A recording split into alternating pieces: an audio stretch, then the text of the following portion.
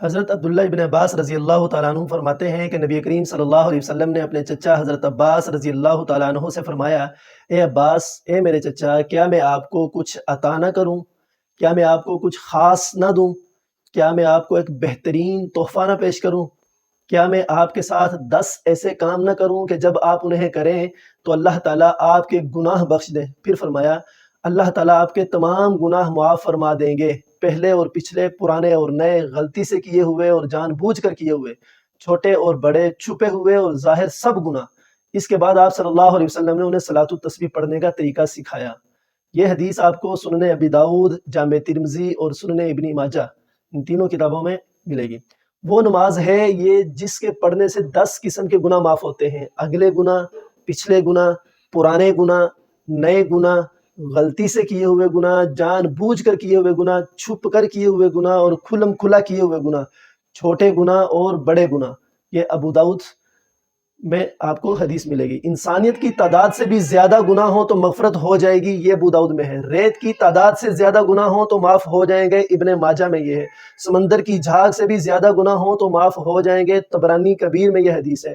ستاروں کی تعداد سے زیادہ گناہ ہوں تو معاف ہو جائیں گے، مصنف عبد الرزاق میں یہ حدیث ملے گی۔ قطروں کی تعداد سے زیادہ گناہ ہوں تو معاف ہو جائیں گے، مصنف عبد الرزاق میں یہ آپ کو حدیث ملے گی۔ دنیا کے کل ایام سے زیادہ گناہ ہوں تو معاف ہو جائیں گے، مصنف عبد الرزاق۔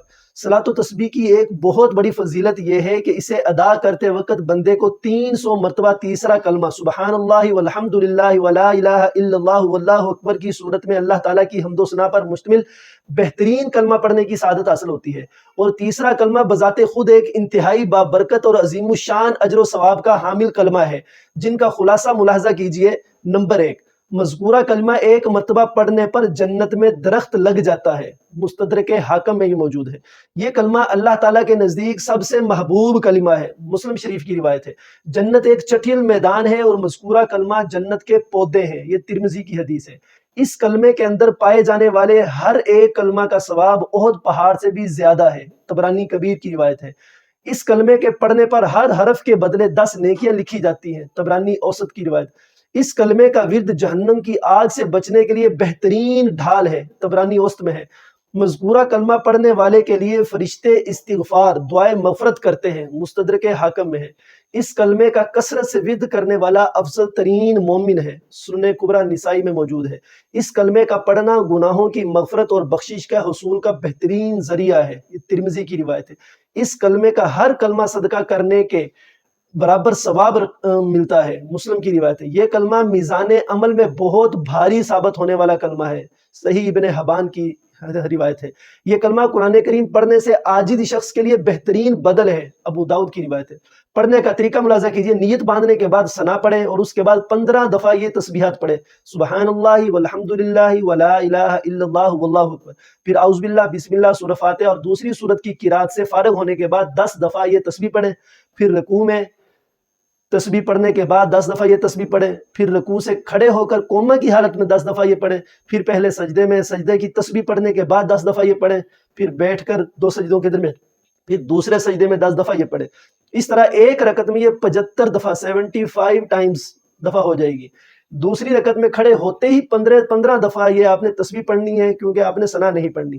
تیسری رکعت میں کھڑے ہو کر آپ نے ثنا پڑھنی ہے، اس کے بعد 15 دفعہ یہ تسبیح پڑھنی ہے، باقی وہی ترتیب رکھنی ہے جو آپ نے پہلی رکعت میں رکھی ہے۔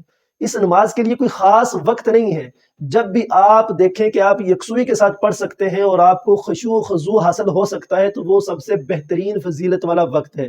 علماء نے لکھا ہے کہ تہجد کے وقت اگر پڑھا جائے تو یہ بہترین وقت ہے۔ اسی طرح جمعے کا، کیونکہ حدیث مبارکہ میں جمعے کے دن کا تعین آیا ہے، جمعے کے دن کا ذکر آیا ہے، تو جمعے کے دن پڑھ لینا بہترین وقت ہے۔